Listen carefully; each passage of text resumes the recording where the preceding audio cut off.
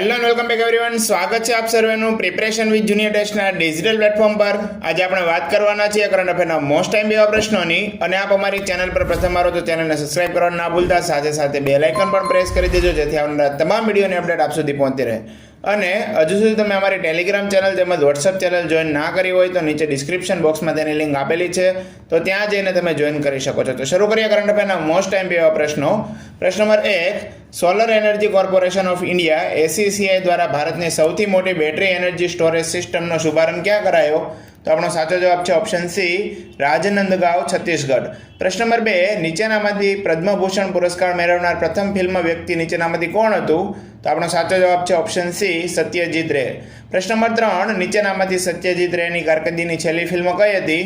તો આપણો સાચો જવાબ છે ઓપ્શન એ, અંગકૂટ. પ્રશ્ન નંબર 4, નીચેનામાંથી સત્યજીત રેને કયા વર્ષે દાદા સાહેબ ફાળકે પુરસ્કારથી સન્માનિત કરવામાં આવ્યા હતા? તો આપણો સાચો જવાબ છે ઓપ્શન બી, 1985. પ્રશ્ન નંબર 5, નીચેનામાંથી સત્યજીત રેને કયા વર્ષે પદ્મભૂષણ નાગરિક સન્માનથી સન્માનિત કરવામાં આવ્યા હતા? તો આપણો સાચો જવાબ છે ઓપ્શન ડી, 1965માં. પ્રશ્ન નંબર 6, નીચેનામાંથી કઈ તારીખે ગુજરાતનો સ્થાપના દિવસ મનાવવામાં આવ્યો? તો આપણો સાચો જવાબ છે ઓપ્શન એ, 1 મે. પ્રશ્ન નંબર 7, ગુજરાતનો સ્થાપના દિવસ કયા વર્ષથી મનાવવામાં આવે છે? તો આપણો સાચો જવાબ છે ઓપ્શન ડી, 1960. પ્રશ્ન નંબર 8, નીચેનામાંથી સત્યજીત રેને કયા વર્ષે લાઈફ ટાઈમ અચીવમેન્ટ એવોર્ડથી સન્માનિત કરવામાં આવ્યા હતા? તો આપણો સાચો જવાબ છે ઓપ્શન એ, 1992.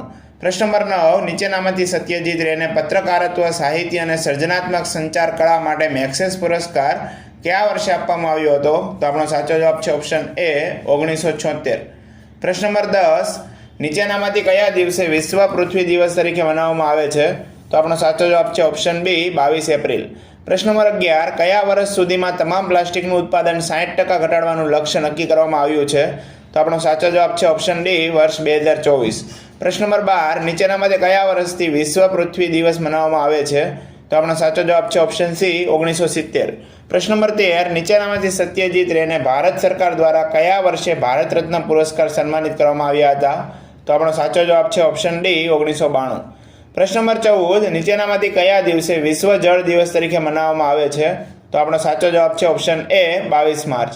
પ્રશ્ન નંબર 15, વિશ્વ પુસ્તક અને કોપીરાઇટ દિવસ ક્યારે ઉજવવામાં આવે છે? તો આપણો સાચો જવાબ છે ઓપ્શન એ, 23 એપ્રિલ. પ્રશ્ન નંબર 16, ભારતીય વાયુસેનાએ કયા દેશને બ્રહ્મોસ સુપરસોનિક ક્રૂઝ મિસાઇલની પ્રથમ બેચ સોંપી છે? તો આપણો સાચો જવાબ છે ઓપ્શન સી, ફિલિપાઇન્સ. પ્રશ્ન નંબર 17, LGBTQ સમુદાયના કલ્યાણ માટે ભારત સરકાર દ્વારા રચવામાં આવેલી સમિતિના વડા કોણ છે? તો આપણો સાચો જવાબ છે ઓપ્શન બી, રાજીવ ગૌબા. પ્રશ્ન નંબર 18, નીચેનામાંથી કયા દિવસે વિશ્વ મેલેરિયા દિવસ મનાવવામાં આવે છે? તો આપણો સાચો જવાબ છે ઓપ્શન સી, 25 એપ્રિલ.